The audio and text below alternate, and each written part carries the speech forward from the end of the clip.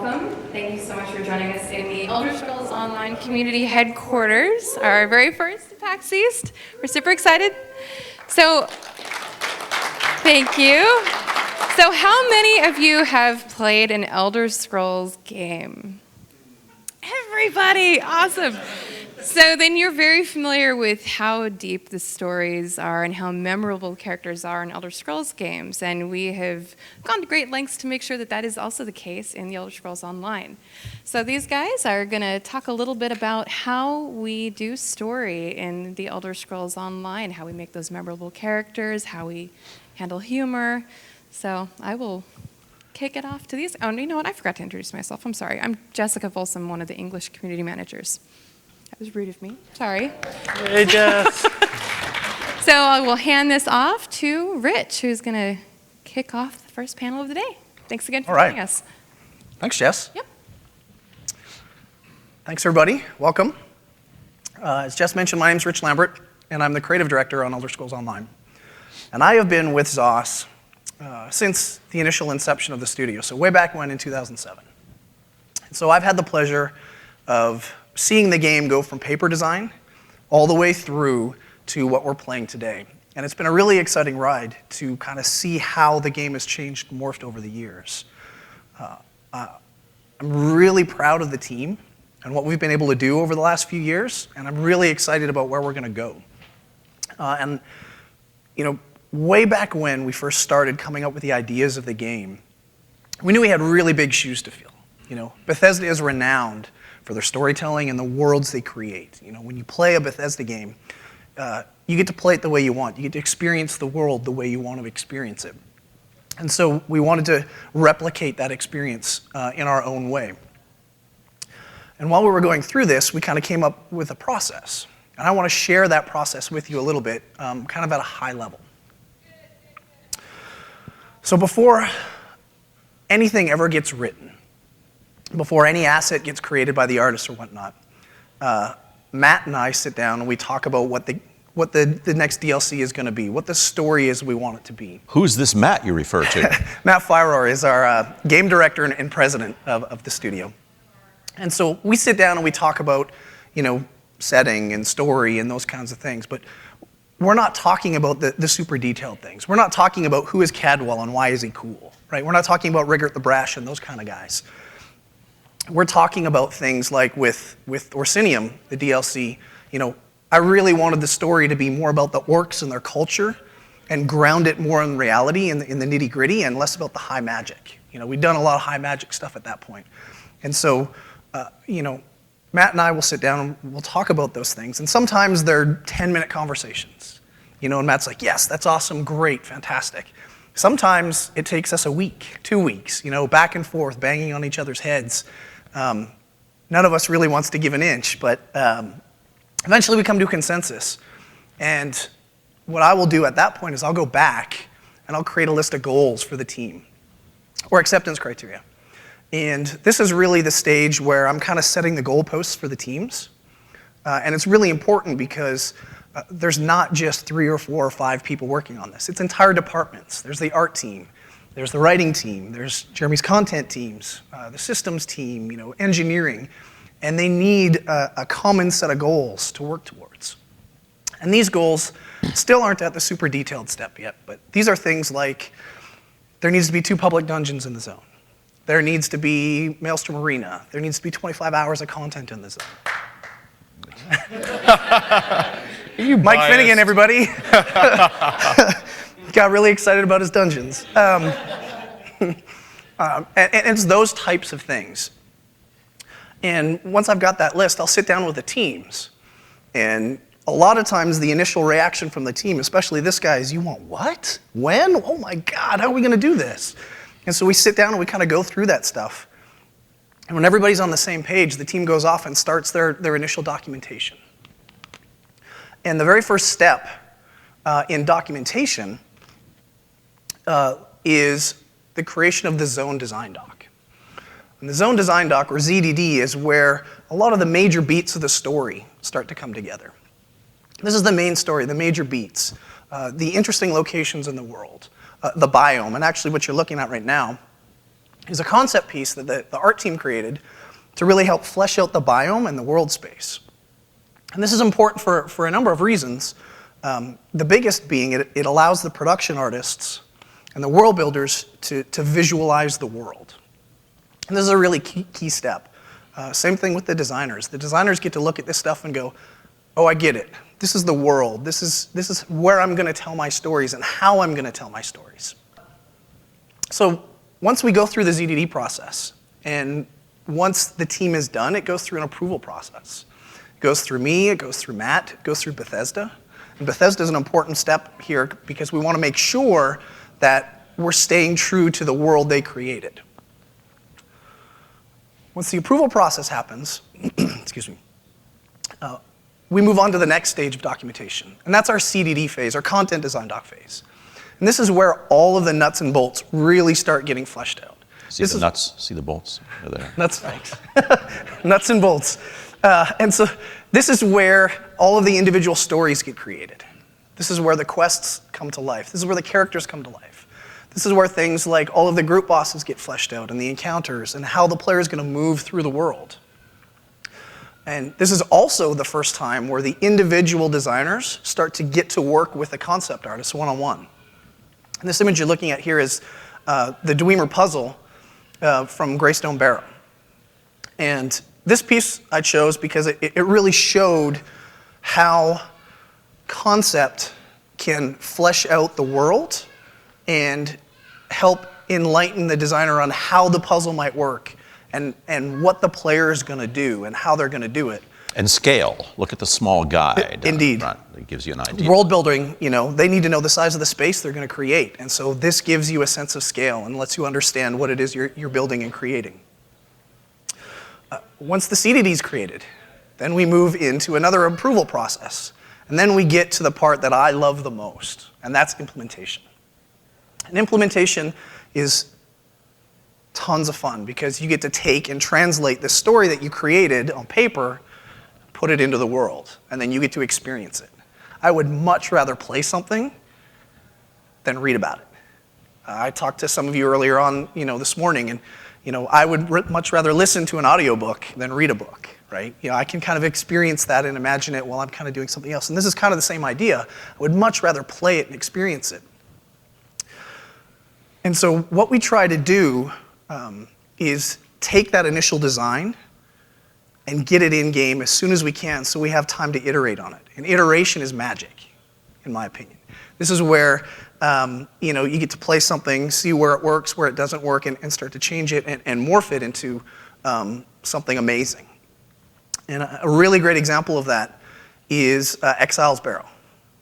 Has everybody played Exile's Barrow, know what I'm talking about with Narcissus Dren? So for those that don't know, Narcissus Dren is this kind of adventurer who is a big fat jerk. I was going to say asshole, but yeah, jerk works.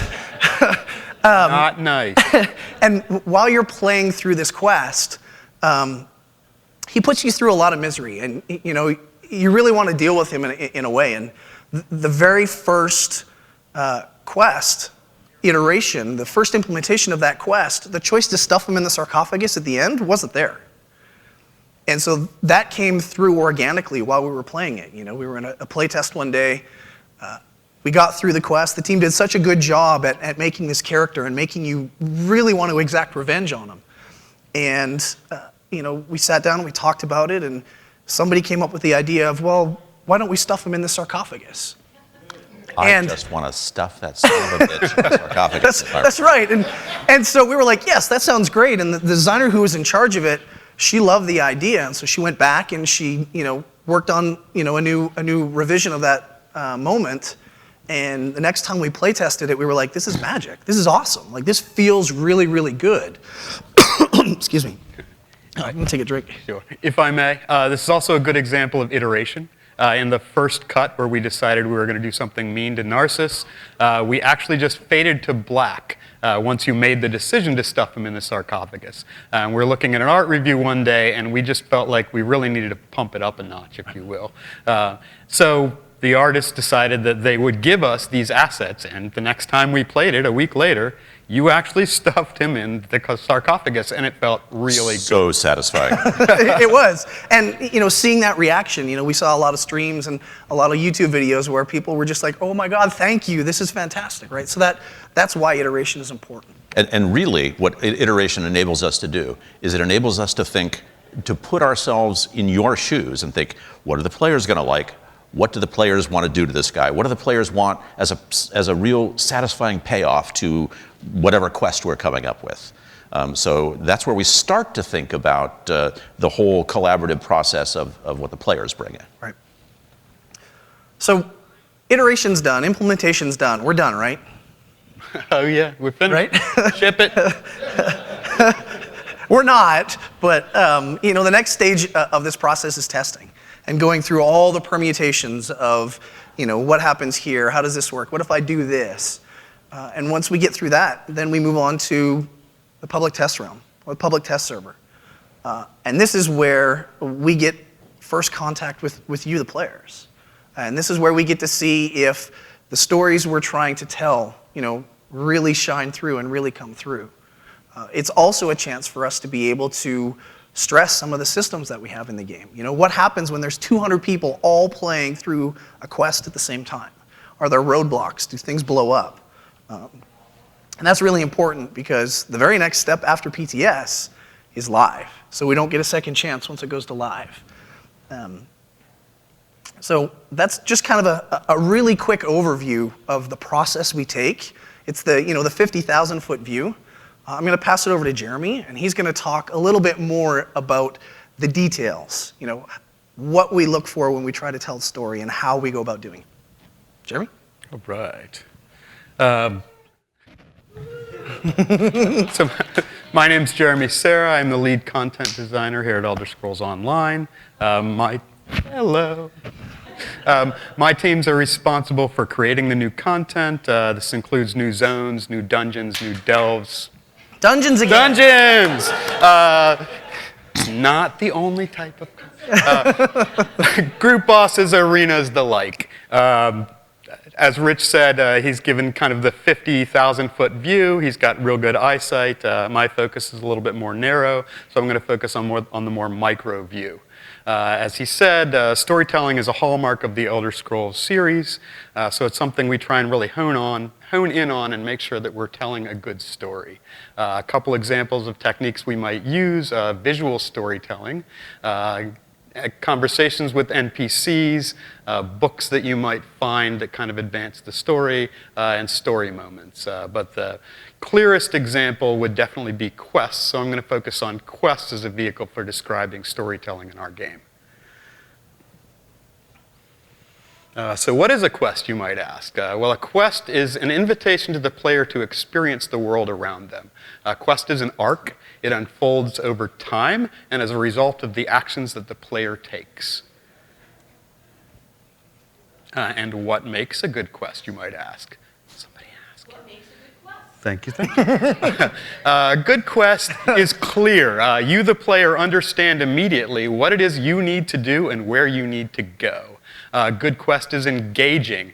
It's something that I can relate to from a story standpoint, from a character standpoint. I see interesting things and I want to know more about them. And a good quest is grounded. It's something that's based on the world that we know. What do I mean by this? Todd Howard has said that if you were to drain all the magic out of Nirn tomorrow, the world would still turn, everything would still happen. And this is because while it is a fantasy setting, there are orcs and ogrim and wizards and the like, they're not central to the stories, they're a flavor to the stories. The stories are about human interaction, and we as humans understand that. So that's kind of a key ingredient, is it's something that, pardon me, we the people can get. What else makes a good story? Hell if I know. A good story. Really? I lie. That's my boss, trust me. I know what I'm doing. A good story has a hook. It's something that appeals to me right off the bat. I want to know more. A good story has variety. I accomplish a number of different activities throughout the quest, or throughout the progress of the quest. And a good story has EBITDA stakes. It's something that is essential, something that we must do, not something that we should do or we could do. In short, if it's some sort of minor annoyance, let some no-name guard take care of it, because we are the heroes. We do heroic activities in our quests. To this point, we try and make sure that the risks are clear to the player. They understand the stakes. Monsters will rampage, villagers will die, the town will burn, dogs and cats living together. Total anarchy. Additionally, we try and ensure that a quest is complete. A quest is an arc. It's something that happens over time. There's a beginning, a middle, and an end. The beginning of the story, shockingly enough, is where the story begins, not in the middle. And the end builds to a satisfying resolution, with emphasis on the word builds. Interesting segue. Let's talk a bit about story pacing. A poorly written quest tends to dump a huge bunch of exposition up front when I first get the quest, and then when I turn the quest in, it presents a huge dump of explanation. This is something we call bookending. And it sucks, and I rage on Jeremy every time I see it in our games. So it's my biggest pet peeve. You know, I want to experience the story throughout rather than just at the beginning and the end. Sorry. No, please. To that point, we try and ensure that we dole the story out in bite-sized chunks, a little bit at a time, so I have time to absorb the story and appreciate and immerse myself in the story. We have a number of techniques that we use for this. To name a few, there is visual storytelling. There are character conversations, there are books that I might find, and there are story moments. A good example of a story moment is in Direfrost Keep dungeon. Can we throw this guy out, please? He's disruptive. Good Lord. As I progress... That's right. As I progress through the story of Direfrost Keep, I come upon speaking stones, and each speaking stone spawns a message that was left to me by Ebrick Direfrost, and it describes a little tidbit or a chapter in his failed attempt to reclaim his ancestral home. This is a good example of storytelling, visual storytelling, if you will, or story moments, whichever. Story moments. Visual storytelling would be things like throughout the world. Sorry, Jeremy. Throughout the world, you come across the skeletons, that are laying around in the world, and there's an axe in the back of one of them. We don't have a quest. We don't have a book. We don't have anything there. It's just this really cool set piece that you kind of get the idea that this dude was murdered. Right, slammed in the back and just left there to die, and so that's a really good example. There's usually more to it than that, just so that you can extrapolate as to we'll leave that to you. What happened here? Right? Yeah. Yep. One thing to note: we try and avoid spoilers. We don't want some guy standing there at the beginning of a quest twiddling his mustache. He's probably the bad guy. To that point, we try and avoid telegraphing things. But that doesn't mean we don't give out hints. Telegraphing is bad. Giving stuff away is bad. But foreshadowing is good. Giving out little hints that you don't really, as the player, understand the significance of until you get to the end, and then you go, ah, it all makes sense. They foreshadowed that. So foreshadowing good, telegraphing bad. Sage advice. Let's talk a little bit about choice. Choices are a hallmark in the Elder Scrolls series. It's something that the players can relate to. Choice tends to give you a feeling of control over the world and your character's destiny. To this point, we try and make sure that we dole out our choices a little bit at a time, since there's something that we need to focus on and make sure that we hone in on the fun factor of the choice. You heard a bit about the Narcissus Tren example. In general, if you're going to give me a choice, make it something that I care about. Don't ask me if I like grape preserves or raspberry jelly. I don't give a shit. Sold. However, you probably weren't very immersed in that choice. You didn't really care about that choice. That's right. Exactly right. So if you're going to give me a choice, try and identify the choice. Tell me that choice throughout. Don't just present it to me up front and expect me to care. And ensure that I understand both sides of the choice so that it's clear to me what the choice is about. or make it a choice about fundamental human issues. In other words, something that is good or evil. Did you have? I'm sorry, I do have a question since you brought it up. So when you're making the choice, does it change the way your character goes? So like we play together, so I pick one, and like if I pick, so I was in a dungeon, and there was two people. You could save one, or you could save the other. You Right. have to pick which one you have to save. And I'm always curious if I choose to save one and he chooses to save one, does it change our storylines? Do we have different outcomes? Does my choice affect other players? We play together, so like, does it change your story? Yeah, does it change the story? In a multiplayer environment, dungeon, we might make that choice something that is group related, but in general, we try and ensure that the choice is unique to the player. That way my choice is not spoiled. If my choice is to save this guy, talk to him and let him go, or kill him because I'm exacting my revenge. I'd kill him. And Rich comes along and kills him, Kill him. he's griefed me. In general, I'm going to be pissed at him. So that's something we try Wouldn't be the and first avoid time. in general. Sadly, it is true. So to answer your question, typically we would make it a choice that you relate to because we want to ensure that you take advantage of that choice. In certain circumstances, like a dungeon, we might make that choice affect the storyline of the dungeon itself. So that if you had several things going on and there are several choice options available, if any one of them is going to progress the group forward, you don't have every member of the group have to make that choice. A little bit about good or evil choices. They don't tend to be the most impactful choices. Typically, I as a player have already decided if I'm going to be the good character or if my character, Slarty the Evil Bastard, is a bad character. I made that choice at Character Create. Really? No, you're the good. Oh, okay. I see. Yes, you're the good one. That's why you stabbed that guy in the eye. That's right. That's why he kills them, Forgot, yeah. putting them out of their misery. But yes, those choices don't tend to be as pertinent to the story because I made that choice potentially weeks or years ago. So we try and make a choice something that I can build up to and kind of appreciate in general. Some of the best choices in our game are rock and a hard place choices. It's a choice that is the best of two bad choices, if you will. I feel shitty regardless, and we've probably done our job. That may not have been the most eloquent way of putting it. You agonize over the Yes, I decision. agonize over each decision and then ultimately choose the least difficult choice. Moving on. Additionally, we want to make sure that up front, when I give you a choice, you understand the ramifications of your choice.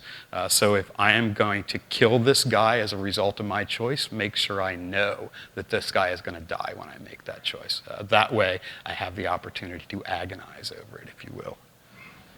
Let's talk a little bit about multiplayer. We're a multiplayer game. We try and make sure that our quests work well in multiplayer. There's a number of things that we'll look into. To give you a few examples of things that we might avoid, we try and avoid bottlenecking whenever possible. If there's a group of people that are all standing around waiting for this one monster to spawn so that they can hit them and advance their quest and thus piss everybody else off because they're not the one that got to hit them. That's an example of bottlenecking. So to that point... Bad quest design, right? Yep. Yeah. Yes, that quest was probably rewritten. So we try and make sure that if you have something like a number of monsters you need to kill or a number of items that you need to collect, there's enough to go around. So if there are 20 players playing that quest, there's enough, I don't know, cotton balls for you to collect. Bad example. Sorry. Cotton balls. Yes, you didn't, that's it's in the new DLC. No spoilers. You'll get to that later. Another thing that we try and make Dominoid, sure... He just quoted that somewhere, I'm sure.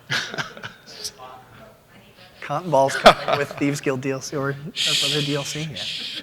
Yeah. Additionally, we try and ensure that our quest conditions or our quest goals share, and this way we're working on a quest together as a group as opposed to all happening to do the same quest together. A good example of this is in Lost Prospect and the Rift. There is a quest step there where I must save 3 prisoners. If Lawrence saves 1 prisoner, Rich saves another prisoner and I save the third prisoner, all of us will get credit for that quest. This is to make sure that we are playing together and to avoid me feeling like he's griefing me. Another good example is instancing. As you've gone through the bulk of a storyline and you're at the cool bit, sort of the pinnacle of the story, we'll present you and your group with a solo instance or a unique world space. I'm sorry, it's not solo since you brought your group in. Group instance. A unique world space that you can participate in that with only your group members. And this is to avoid some shmoo that comes along as you're doing the epic boss battle and he's drunk dancing in the background. Mike? That said, if Rich is that shmoo, that's my fault because I invited him to my group. Yeah. Food for thought. And then I'd kick him. Let's talk a bit about visual storytelling. We are an audio-visual medium. We show, we don't tell. Gone are the days where I might type into the computer, look at the big hairy rock, and see a 2-paragraph description of how big and hairy and rocky my big hairy rock is. How old are you? Moving on, we will show and not tell you. Perhaps my favorite example of this in the Thieves Guild is Perseus Locke. Perseus Locke has been pursued by bad guys. He's run away. We learned that he has accidentally spilled green dye on himself and is now tracking green footprints throughout the city. We don't just tell you this, we actually show it to you. So you will follow the green footprints and ultimately you will find him somewhere in Hughes Bane. This is spoilers, minor ones. Covered in green dye. Again, show, don't tell. But what actually trumps show, don't tell is play, don't show. My favorite example of this is in Glenumbra Moors. In Glenumbra Moors, I participate in this quest line in the present. At some point, I come upon a set of abandoned armor. I'm just full of spoils today, I apologize. And I am magically transported back into the past, and I actually take the part of the unsung hero of Glenumbra Moors. And then I actually see what happened. So that is a good example of playing, not showing. And then additionally, let's talk a bit about resolution or denouement. This is a satisfying wrap-up to a quest or a storyline. In general, we want the player to see the results of the actions that they've taken in the world. We want to pay off their movements, their choices, their activities. So we'll make sure that we give you an opportunity after a quest to see what happened. This might be as simple as just offering a follow-up conversation on NPC, or it might be more involved like a story moment or a theater moment. A good example of this is the changing of the command in Taldaic Fortress. And another technique we might use is actually a wrap-up quest. One of my favorites is Hinault Farm. Throughout Hinault Farm, I have wandered into Hinault Farm, found out what happened. See, I avoided spoilers there, mostly. I've saved the people that I could. Spoilers. Yeah. That was a spoiler. Look, it's the Elder Scrolls. It's grim and horrible. But funny. Never mind. Go ahead. I turn in my main story quest. I've kind of solved that objective. And then the remaining brother and sister enlist my aid in a quest to set their family members to rest. And it's a nice, sweet quest where I will wander around to the various graves, and they'll say something nice about their fallen kin. Deeply moving. It is. And it's a satisfying resolution to the activities that I've taken. And I know that I've actually changed the world till I see that. That's pretty much all I've got. I'm going to hand it over to Lawrence, and he's going to discuss storytelling and the written Story word. time with Lawrence. He is ready. All right, so I'm Lawrence Schick. That was for the image, not for Yeah. you. I'm sorry.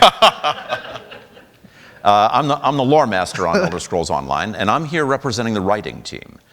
We have about half a dozen writers on the game, and as you might expect, as we're the writing team, we're responsible for all the words, all the stuff that people say, all the stuff that you read, all the stuff that you hear NPCs speaking in the background.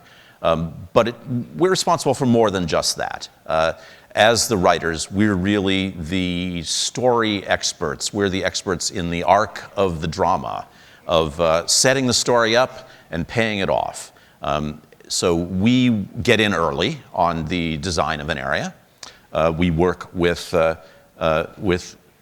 what Rich and Jeremy have come up with as the theme of the story that we're telling for the region. And we will be then working with the design team on how that theme is going to be expressed, how the players are going to learn about that theme and incorporate that theme into their actions, and who they're going to meet along the way. If we don't invent all of the characters, we certainly polish them and we put the words in their mouths.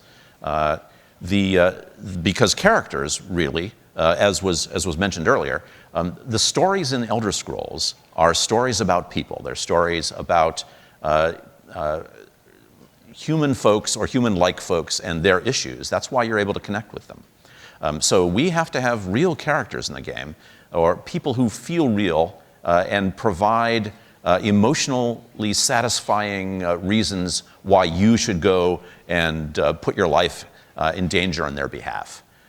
So the characters, you might think that when we come up with the characters, that the first thing we do is we would think, okay, who are these people? What's their background? Why are they cool? Nope. This is an interactive medium, so what we always have to be thinking about is why you are cool as the players. And so that when we come up with a character for a quest, or for a quest line, or for the overall zone, the first thing we think about for this character is, what is the interactive function of this person? How do they make the player cool? How do they make the player, give the player a purpose here, and make it feel meaningful?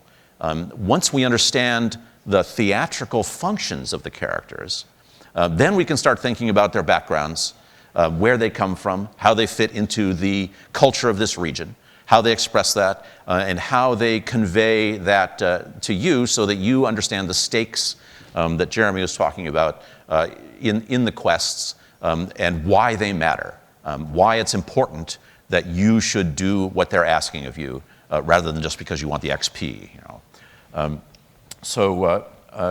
When we come up with these characters, there are some of them that we know. Some of them are just one-offs. They're going to appear in the quest.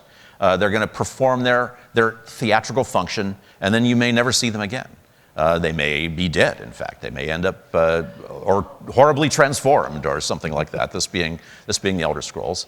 But some characters persist and appear over and over. We call these recurring characters for obvious reasons. And they arise in several different ways. Some of them are ones who, when we're working early on with the design team, figuring out how a zone's going to work, we know that we need to have some important people who are going to set the tone for a whole faction, for example. And they're going to reappear over and over through these quests as the zone quest line ripens toward a climax. And so these are going to be, those are recurring characters from the get-go. Some characters just grow into being really so cool that we must use them over again. This happens organically as we interact with them.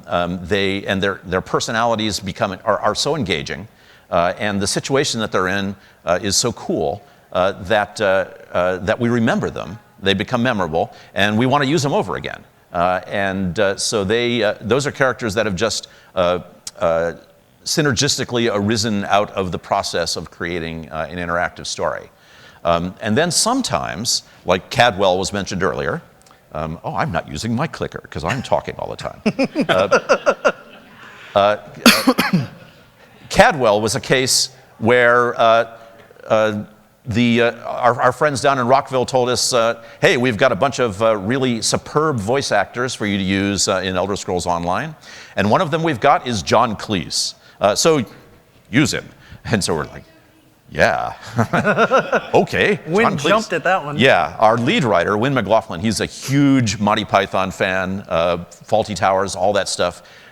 He immediately started thinking about what's the best way to come up with a character that takes advantage of what John Cleese brings to the table and make that into a memorable moment and some way that is going to drive the story forward and make you glad that we got John Cleese to voice these characters. And so that's another place where recurring characters come from, is where we get an asset who's a voice asset who is so awesome that we must take advantage of it.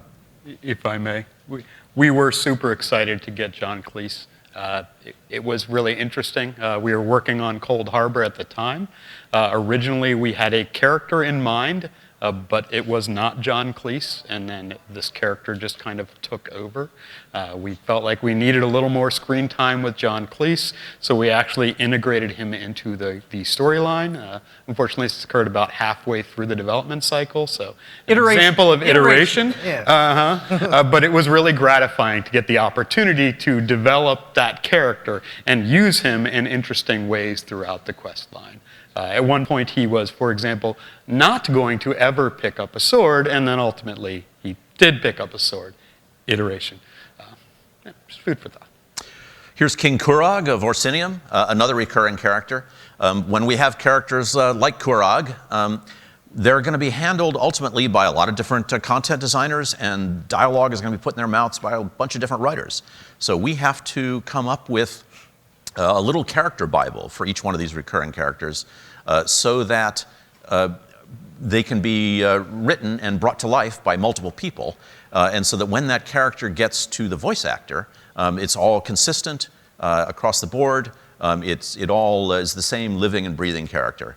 So we have to interact with each other collaboratively to create a story that is then going to be interacted with you.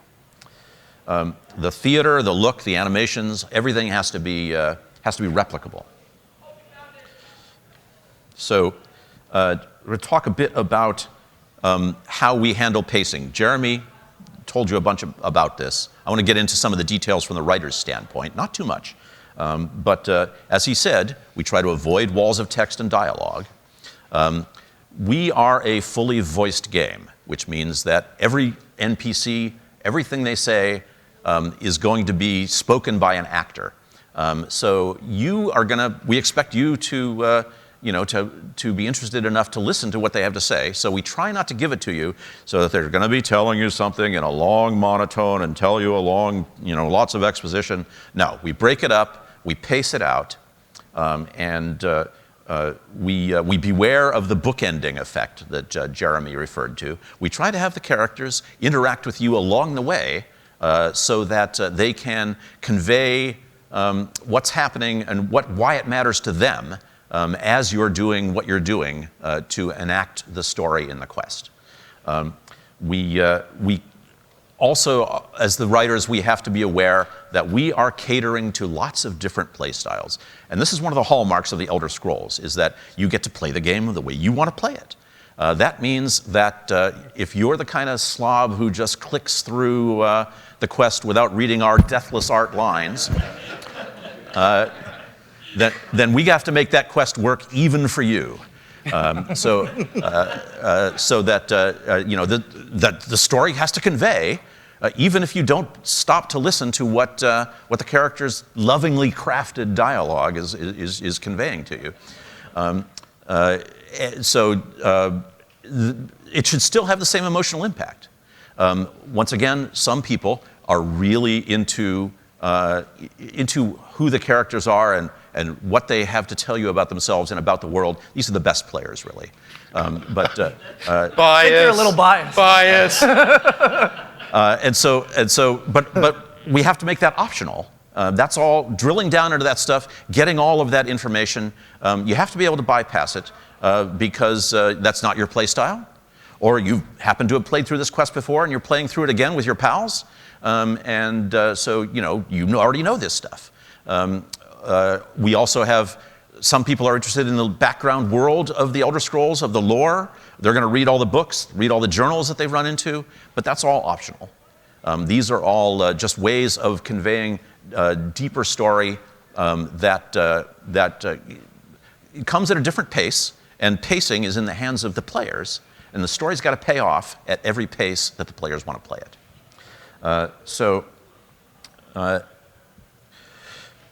Here is Rigert the Brash. He's another one of our recurring characters. He is a guy who has got a very particular way of speaking.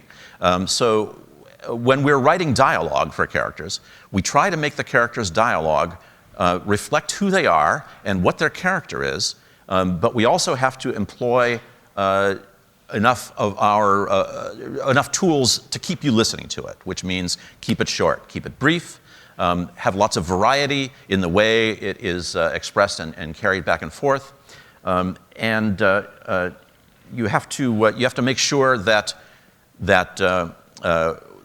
what you're writing is going to be conveyed emotionally by the actor. It's going to be dialogue. When we're getting information across to you, exposition. We've got to get a certain amount of exposition across to you so that you understand the stakes for this story and why you need to care about saving this village from the trolls. So the way we do that in the Elder Scrolls is we always have the exposition is given the personal slant. So everything that the characters are telling you is on two levels. On one level, it's what you need to know about how you need to conduct yourself to make this work. And on the second level, it's who is this character and how is their agenda being conveyed to you? And what does that tell you about the region in general? What's my favorite character? The one I just wrote. The one you just wrote. Yeah. Let's go back again. How do we go backwards? Rigert is hilarious because he's one of our humorous characters. He's going to tell you very briefly about how we handle humor in ESO because it's very particular. It arises from the tone that is already set by previous Elder Scrolls games, which is that humor comes from character and situation. We don't do jokes. We don't do gags. We don't do pop culture references. We do jokes that arise from character. So Rigert, he is going to be confident. He's going to have a really stupid plan. It's going to go really sour, and you're going to be there to watch it go south. Or you are going to run into characters who you've met before, like Stibbons the manservant, and Lady Clarice, his boss, and so you know what kind of fun you're going to have because things are going to go really bad for Stibbons. That's I think about as much time as I ought to spend on fiction writing. We need to spend some time left so that you can ask questions. So, Jess is going to wander around. Yep. Think. All right, so thank you guys. If you have a question, just raise your hand or you can come up here, whatever's easier for you. Why do you find Stibbons' clothes all over creation? Poor Stibbons. because Stibbons is so proper, and he cares about his appearance, and even more importantly, he cares about the appearance of Lady Clarice. And so it's just the worst possible thing that can happen to him is that his wardrobe gets scattered all over creation. In just an embarrassing fashion. It's almost as bad as getting turned to stone or whatever else has happened to him. Awesome. We had one up here. Hi. So there's been some new, really cool animations in the recent DLC. You've got people juggling knives and flamethrowers. Is there any plans to let players use some of these emotes? Let players use some of those emotes. We have plans to introduce some new features on that to allow you to customize your character better, and we're hoping to get some things like that in there. I mean, at the back of our mind, the back of the mind of the animators when they're doing that stuff, they're always looking for ways to, how can we use this in multiple ways? Yep. And down the road, they're always thinking, can we give this to the players? When can we do that? How can we do that best? So that's in the back of our thoughts when we're thinking about, because role-playing is really important to us. And so we try to give the players as many tools as we can.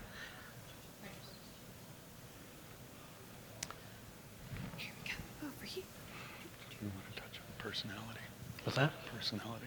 That's basically what I was touching. So, as a massive multiplayer game, what are some challenges that you faced bringing storyteller to the individual player? Like, I've had a lot of challenges as a person who tends to play alone. All my friends are on PC, I'm on PS4. And, sometimes it's hard for me to get the full effect of the storytelling because I see full raiding groups coming through and killing all these bosses when I was about to go and have a dramatic showdown with them. So what are some challenges you faced trying to bring this kind of epic story into a multiplayer world? Good question.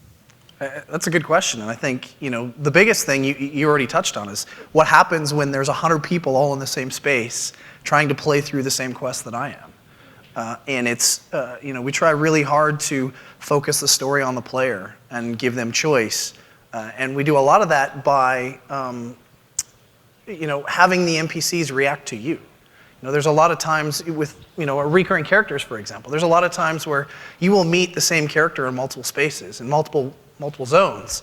And if you haven't done this quest over in this space, but you go straight to this space, that NPC won't know you, that character won't know you. But if you do that one and then you meet them again, you will know them. They will react to you and talk about your previous deeds. So we try to focus a lot on the player as best we can. But we have to give some, it is a multiplayer space, and so there are points where some of that immersion is going to get broken just so that you can play with more people. We actually do a lot of that. It's called putting prerequisites on a conversation. And a lot of it's invisible to the player because you only know the story path that you have followed. So this NPC reacts to you based upon what you have done in the past that might have touched upon that NPC. But if you have done different things, that NPC is going to have a different response, or may not give you an option at all because you didn't do certain things. And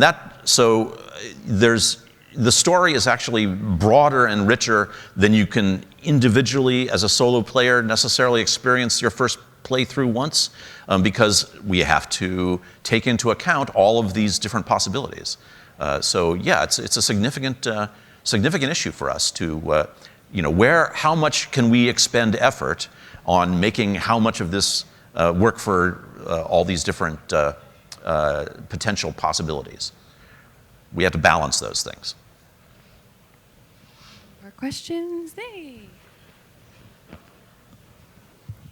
I have a question about some of the voice acting. And I know you guys obviously write the dialogue for the actors, but I was wondering what kind of control you have over the actual tone of voice and particularly the accents that some of the characters have. For instance, like High Elves always seem to have like a very proper Queen's English accent, but then you have Vanus Galarian, who's like a very major character who sounds kind of like an American. So I don't know is that because there's a lore-based reason or because that actor just happened to be American? There's many examples. There's when we write dialogue, actually in the widget that the dialogue goes, in the conversation widgets, there is places where you put directions to the actors and information that is going to be followed by the director on the spot during the recording session. And the recording session director will have gone through all of this stuff in advance and will know when the actor comes in, how to direct her or him in these different scenes and with these different characters. And yes, we have absolutely got different sort of accents for the different races, the different regions, the different cultures that characters come from. But characters are individuals. And so we will, in order to have an individual character express something in a certain way and carry a certain emotional weight, we'll say, give this character a different accent for this purpose. We actually have a good amount of control of that in advance. We work very closely with our audio department and with our directors. We're often on Skype while they're doing the sessions. so that they will have questions, and we will answer them right on the spot as to how something needs to be said. So yeah, it's very complicated, but it's a lot of fun.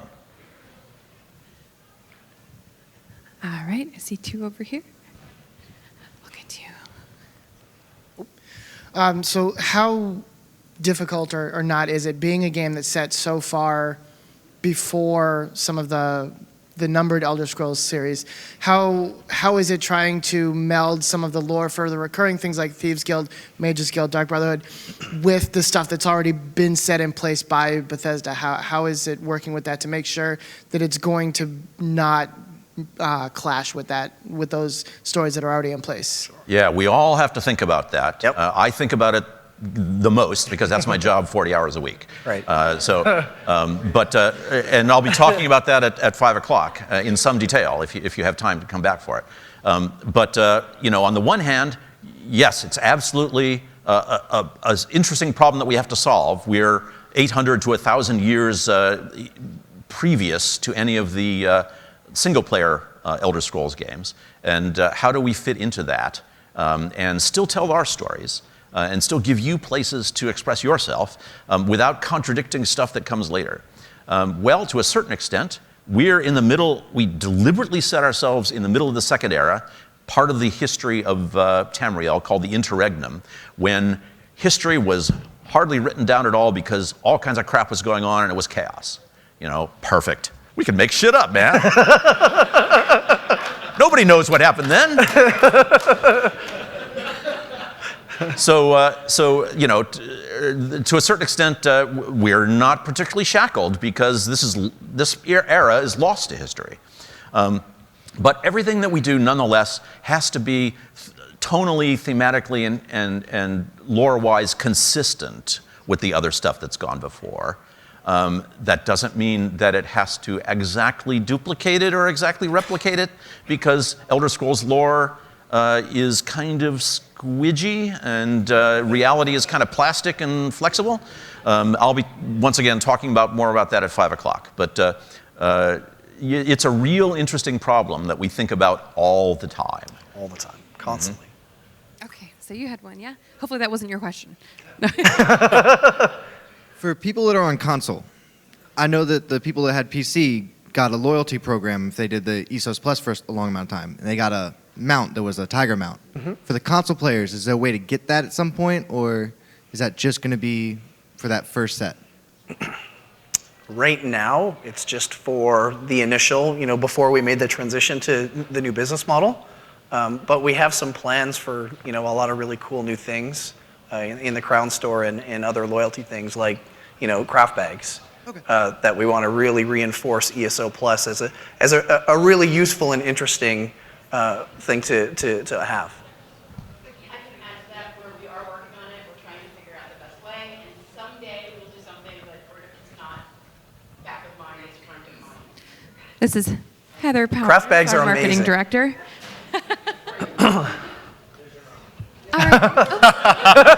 There's your mount.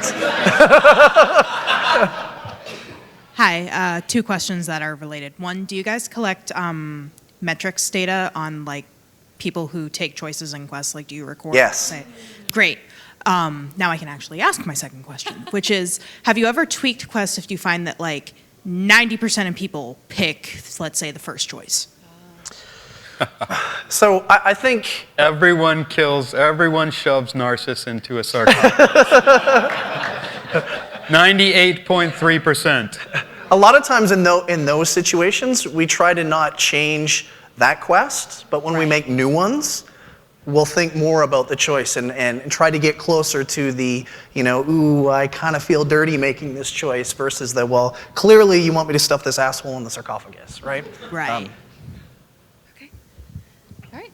I assume it's different for different teams that you have developing things, but how much of a quest comes out of clear descriptions or acceptance criteria from a writing department standpoint, and how much is built in collaboration with level design, the developers, the art department? It's collaborative. Yeah, it's totally collaborative. The CDD process, the content design doc process, a lot of that is 3 or 4 pages of kind of outline. Here's kind of what the player needs to learn, why they need to learn it, why it's important, their flow through the space. And then it's the iterative process going through, when the writers get the quest, they're a part of the initial storyboarding, but when they get the quest, they sit down with the designer and they're like, what is this character? Why is he interesting or she interesting? And that's really where, the magic happens. But we have every different relevant discipline embedded in the content teams, all working together, so that the encounter designers, the people who are coming up with the base pop, are also working, for example, with the writers. What are we going to call these guys, and how do we refer to them in the stories? Those are pretty interesting meetings. Yeah. What the hell is this called? How do I pronounce this word? Right? Like the Dwemer stuff is almost impossible to pronounce. For you.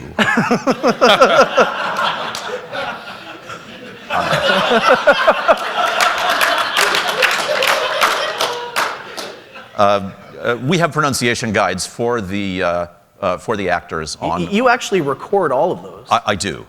So there's a right way and a wrong way, and so yeah. Must do it wrong. Yeah. No. We sometimes we have people. We will say. For humor purposes, we'll have like Rigor deliberately mispronounce something, but then that's we have complete control over that stuff, and yeah. But anyway, back to your point, we work very collaboratively. Artists, audio, bass pop, level design, world builders, we're all telling each other what to do all the time. Oh my goodness, more questions. Let's go. How much time do we have for more questions? How many more? 4? Okay. So like 2 questions? All right. This is like a question about the new DLCs and everything, but like on the map, since like most of it is covered up, you think you're ever gonna add new DLCs that are like gonna cover the parts of the map that you haven't like marked or anything? That is a goal, yes, absolutely. The world of Tamriel and Nirn is huge. We would love to flesh it out. But slowly and deliberately, so we get jobs for a long time.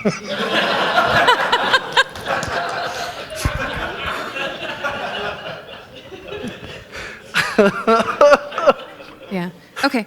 So we'll take 2 more. And just a reminder, we will have some breaks where everybody will be hanging out. So if your question doesn't get answered, you can. We're going to be here all day. And, yeah, exactly. And you can tweet to ESO HQ or Facebook to ESO HQ and we'll answer questions there. We'll give away some stuff digitally. And we're going to be giving away stuff through the panels later. So if you come back later, we have tons of chance to get some. I have friends that they only play in groups. Like they never go, and I'm a notorious soloer. Like I don't want to deal with the crap of let's do this, let's do that. Yep. And like you guys have done a good job with that, which I find amazing because a lot of MMOs aren't like that. But when you're doing stuff like the Dark Brotherhood, do you think more so about like the solo guys that just like do that because it's notorious? Like you're going in and you're an assassin. Do you find that you like the writing aspect? You're like, okay, well, these guys are only going to run in groups of 4. And there's one guy only going to be by himself. How do you weigh that out and what you're developing? It's not an easy process. I mean, we've definitely struggled with it in the past, and we just get better and better and better at it as we go through. Part of that, like we touched on earlier, is just the iterative process. Part of it is thinking about it when we're in the initial designs. Like, what happens when Jeremy comes in and kills this guy and I want to save him, right? Like, we have to go through that process every time we create a quest or create a story. At certain types of content, we cater to many different playstyles, and certain types of content are really well suited toward groups. Certain types of content are best suited, for single player, but they need to all be possible to complete in any combination. Right. But yeah, necessarily some things are better for groups than for solo, and vice versa. Okay, so one more. See, oh, sorry guys. As we can see that, don't really want to say dying, but not as hype as it used to be. But are you going to be doing anything in the future to really hype up the game again with the commercials, DLC, and stuff to really bring people back into ESO? Shut up. Never again. When are we going to do something good? That's the old curmudgeon-y man coming out in you there, Lawrence.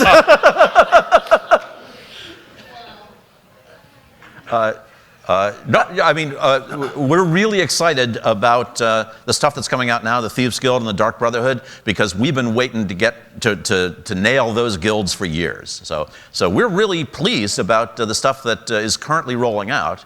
We're also starting to work on super secret stuff for later that we can't talk about that's real good. Yeah. And when it comes along, you're just going to do backflips and be really happy. And just trust me on that. We're working on stuff that's real good. All right, thank you all so much for joining us, and we hope we see you back at another panel or activity, which is up on the board right now. I think the live sketch and the reverse trivia are going to be especially fun, and of course the community roundtable open Q&A is all about your questions. So, thank you. We hope you enjoyed it.